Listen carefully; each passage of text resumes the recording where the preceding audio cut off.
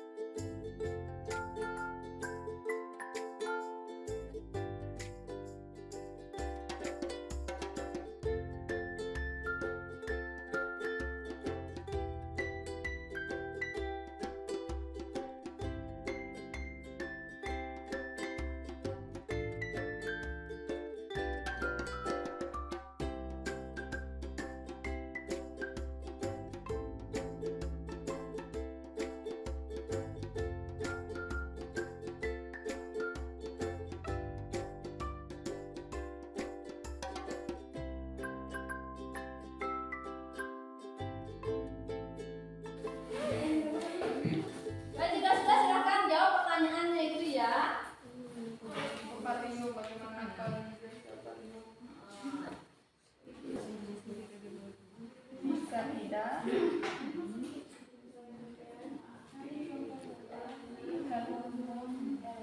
Tidak dibuang perlahan. Hari berapa hari? Hari berapa? Bisa. Apakah ketika seorang mengalami menstruasi akan terjadi perubahan biologitas? Karena ada perubahan. Karena ada perubahan hormon terus. Nah, hormon.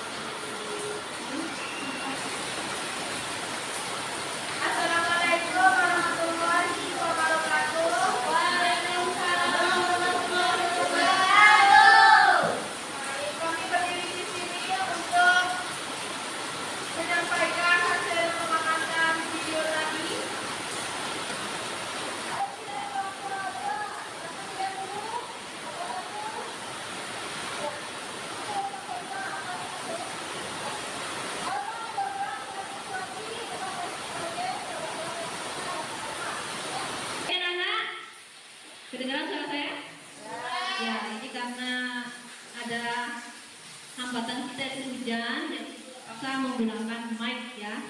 Terdengar ya? Oke. Baik, ini dari hasil kelompok 1 dan kelompok 2 ya. Hasil kelompok 1 adalah menstruasi memiliki 4 fase, yaitu fase menstruasi, proliferasi, ovulasi, dan sekretori ya. Yang kedua, hormon yang berperan adalah LH, FSH, estrogen, dan progesteron. Kemudian kelompok 2 hormon sama juga, kemudian sama ya. Dari hasil diskusi kalian, jadi ini kita buat kesimpulan diskusi dulu ya. Yang pertama adalah fase dari menstruasi itu ada berapa? 4. Fase menstruasi, kemudian ada fase apa lagi? Proliferasi, kemudian ada fase ovulasi, kemudian yang keempat adalah fase sekretori. Kemudian ini kesimpulan pertamanya, kesimpulan keduanya adalah bahwa hormon yang berperan itu ada berapa ini? 1, 2, 4 ya? 1 adalah estrogen, kedua progesteron, kemudian apa yang ketiga?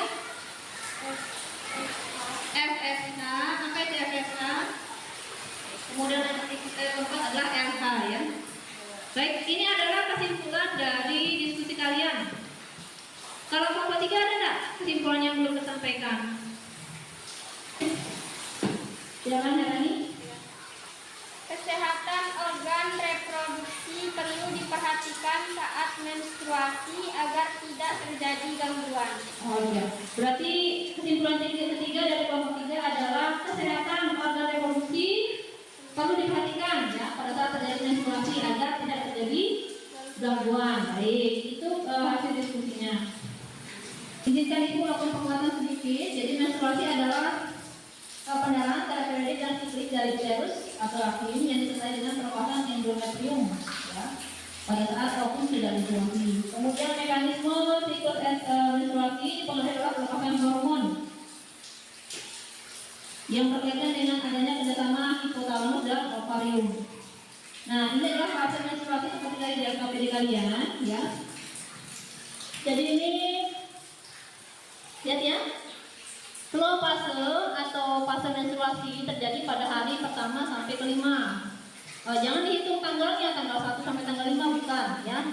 Ini tanggal atau hari pertama kalian mengalami menstruasi sampai hari kelima ya.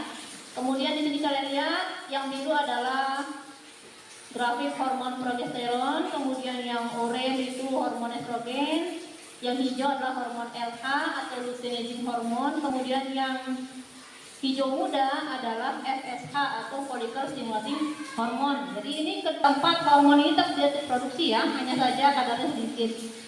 Jadi pada saat flow fase atau fase menstruasi ya, yang terjadi adalah pada saat fase menstruasi hari pertama sampai kelima itu merupakan fase pertama, di mana fase ini ditandai dengan terjadinya penurunan dinding rahim yang berisi pembuluh darah dan cairan dan lendir. Fase menstruasi terjadi ketika sel telur tidak dibuahi sehingga tidak terjadi kehamilan. Ya, kondisi ini menyebabkan dinding uterus atau dinding rahim itu rusak sehingga meluruh ya. Kemudian fase kedua adalah fase proliferasi atau folikular. Ini pada hari ke-6 setelah menstruasi, di mana hormon GnRH ini yang merangsang kelenjar pituitari untuk memproduksi FSH atau follicle stimulating hormone. FSH ini akan merangsang indung telur atau ovarium untuk membentuk folikel yang berisi sel telur yang belum matang. Ya, ini folikel akan terus berkembang selama sekitar 16 hari. Kalian tahu apa itu folikel? Kalau misalkan ada rambut tercabut, ya, pernah lihat rambut tercabut? Bagian ujungnya itu ada yang seperti kantong. Nah, itu namanya folikel ya. Jadi di dalam rahim kita juga ada folikel-folikel itu. Jadi FSH ini merangsang pembentukan estrogen dan progesteron untuk penebalan dinding rahim. Ini kalau dilihat dari gambarnya ini dia, ya. Terjadi pertumbuhan folikel di sini. Di sini adalah sel telurnya yang belum matang, ya. Kemudian pada saat, nah ini fase ketiga, fase ovulasi. Fase ovulasi terjadi ketika hormon, lihat yang hijau, yang paling tinggi, ya, ini ya. Paling tinggi itu adalah hormon LH atau luteinizing hormon, ya. Ya, pada saat produksi LH meningkat secara drastis, terjadi pelepasan sel telur yang sudah matang, ya, menuju tuba Fallopi yang tadi sudah sebutkan di awal tadi ya, oogenesis itu. Kemudian usia dari sel telur ini adalah 24 jam. Orang sering menyebutnya sebagai masa subur. Jika tidak terjadi pembuahan, maka sel telur ini akan muruk, ya, kemudian rusak. Tetapi dia masih bertahan di dalam rahim. Ini ya. Tanda-tanda masa subur itu biasanya, mohon maaf sekali, biasanya organ reproduksi kita itu akan mengeluarkan membunuh, atau sering kita sebut sebagai kepitihan. Pernah kalian alami? Pada saat-saat tertentu kita mengalami kepitihan. Ya, itu namanya lanjut cervix atau lanjut dari rahim. Ya, itu menandakan masa subur. Kemudian ada namanya yang keempat adalah fase sekretori atau luteal. Ini hari ke-14 dan seterusnya, ya. Di mana folikel yang tadi yang mengeluarkan sel telur itu berubah menjadi corpus luteum. Corpus luteum itu mengeluarkan hormon estrogen dan progesteron, menjaga dari uterus atau rahim tetap tebal. Saya kembali dulu ya sedikit ke gambar ini. Nah, ini dia. Ini namanya corpus luteum. Ya, kita perhatikan ini gambar. Jadi setelah pelepasan sel telur, kemudian folikel yang tadi menyimpan sel telur itu, ya, dia berubah menjadi corpus luteum. Jika terjadi kehamilan, maka estrogen dan progesteron yang dibentuk itu akan menjaga calon janin embrio kita itu akan tetap kuat, gitu ya. Tapi jika tidak terjadi kehamilan, maka korpus luteum yang tadi menebal seperti roti tadi itu akan menurun sehingga kadar hormon estrogen dan progesteronnya juga ikut turun. Kalau semua sudah turun, korpus luteum menurun, kemudian hormon progesteron juga menurun, maka terjadi penurunan dinding rahim.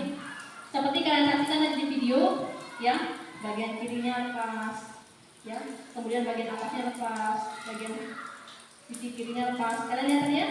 Itu adalah dinding endometrium, ya. Endometrium atau dinding rahim, dinding rahim. Baik, apa yang harus dilakukan saat menstruasi? Nah, ini perlu kita gunakan aturan untuk menjaga agar kita tetap sehat, ya. Yang pertama adalah minum tablet penambah darah. Untuk yang SMP kan sering diberikan tablet tambah darah, ya, sama gurunya, ya. Itu untuk menjaga supaya apa? Supaya ketika menstruasi, karena darah kita keluar, tidak terjadi namanya anemia. Anemia apa? Kurang darah, ya, kurang darah, ya. Kemudian kita mengalami penurunan tingkat kalium. Kalium itu juga mineral, ya. Jadi untuk mengatasi itu, kalium yang rendah itu mengakibatkan siklus haid tidak teratur. Kadang ada yang haidnya biasanya tanggal 2, besoknya tanggal 10, itu kan jauh sekali jaraknya, ya. Ini bisa diatasi dengan asupan kalium, ya. Gejala pisang, salmon, kismis, kacang, dan yogurt. Nah, ini bisa digunakan untuk menambah kadar kalium dalam tubuh kita sehingga tidak terjadi gangguan pada siklus menstruasi. Yang ketiga adalah yang saya sampaikan tadi oleh kelompok 3, jadi menjaga kebersihan organ reproduksi selama menstruasi. Yang pertama misalnya apa? Kalau pakai pembalut, ganti minimal tuh 3 pembalut sehari, ya. Kita ganti, kemudian cuci organnya saat menstruasi, baik sebelum memakai pembalut maupun sesudah memakai pembalut. Kemudian celana dalamnya usahakan sering diganti, ya. Mungkin ada kena darah, artinya nanti darah yang melekat pada celana kita itu bisa jadi ada bakterinya. Nah, itu akan mengganggu organ reproduksi kita, ya.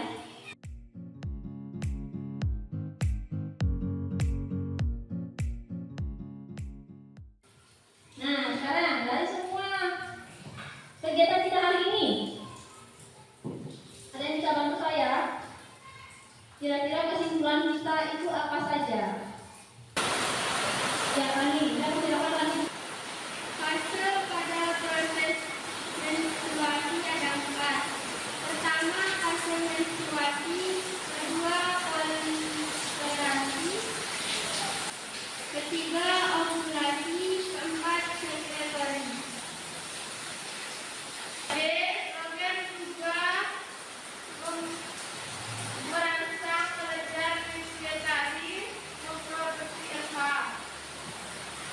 C. PSH berfungsi untuk membantu mengendalikan siklus menstruasi dan produksi sel telur ovarium.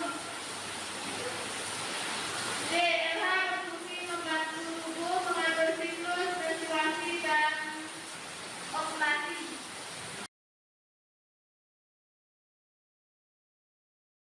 Jadi kesimpulan yang dibacakan oleh teman kalian, jadi kesimpulannya adalah yang pertama fase siklus menstruasi ada 4. Kemudian hormon-hormon yang berperan adalah yang pertama estrogen dan progesteron untuk menjaga dan mempertahankan kekuatan rahim.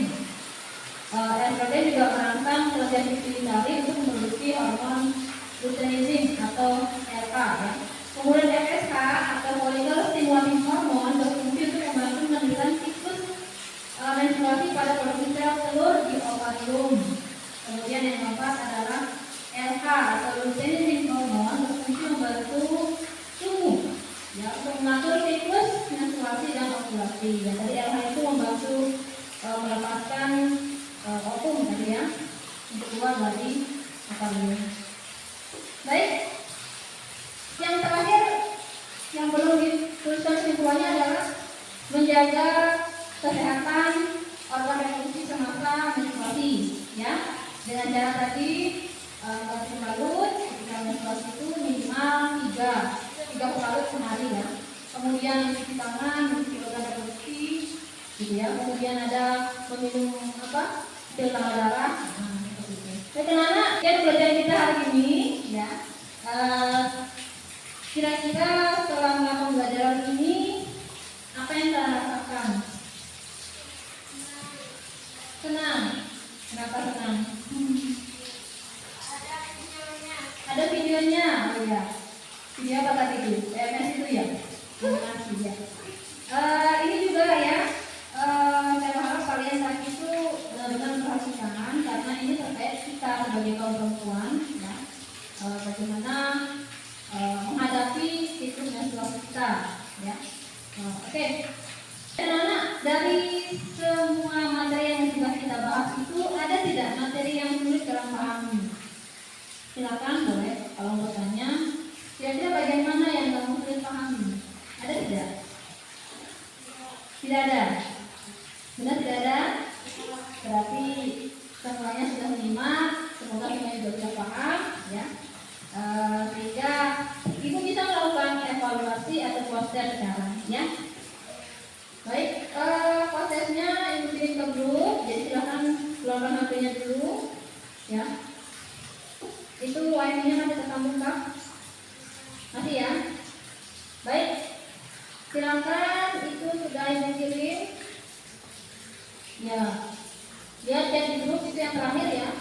Contoh tesnya seperti tadi perintah pertama, cuma yang ini saya nilai ya. Jadi tolong benar-benar dikerjakan. Ya, Rizaliani, jangan cetekan dulu ya, dikerjakan prosesnya, cepat pulang ini. Gimana? Sudah? Orang pasti sudah. Ya, Rizaliani sudah. Saya lihat responnya masuk berapa tadi? Oh, ada 2 respon masuk. Mari yang lain saya tunggu. 3, sudah masuk 3 responnya, mari. Wes, keren nih. 3 nih. Oh iya, 3 orang ini ada Hatia, kemudian Siti sama Tika. Ini masih dalam buku tapi tidak apa, sudah bagus. Artinya semua sudah mencapai KKM. Artinya apa? Tidak ada perlu mengulang pembelajaran ini. saya anggap dengan tercapainya KKN ini pembelajaran kita berhasil. Jika kalian semua sudah paham, ya, alhamdulillah, bagus. Baik, untuk minggu depan silakan kalian pelajari tentang fertilisasi atau pembuahan ya. Ada di halaman 24 buku paket ya. Nanti silakan dibuka. Kemudian tolong LKPD-nya dikumpulkan untuk penilaian saya nanti. Ya. Baik. Jika tidak ada pertanyaan, kita akhiri pembelajaran kita hari ini. Tetapi sebelumnya mari kita berdoa ya.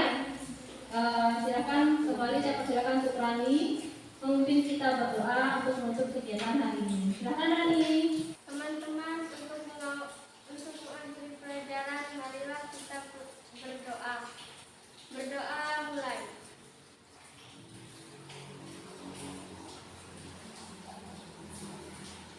Berdoa selesai. Baik, terima kasih Rani. Oke anak-anak, terima kasih untuk partisipasinya hari ini. Jangan lupa untuk minggu depan membaca materi tentang fertilisasi atau pembuahan ya. Biar kalian ada pengetahuan awal dulu. Jadi sekali fertilisasinya itu kan jadinya bagus-bagus juga ya. Baik, sekali lagi terima kasih dan mohon maaf jika tadi sempat terkendala ya karena hujan. Jadi saat presentasi tadi ada yang tidak terdengar suaranya ya, tidak apa-apa. Baik,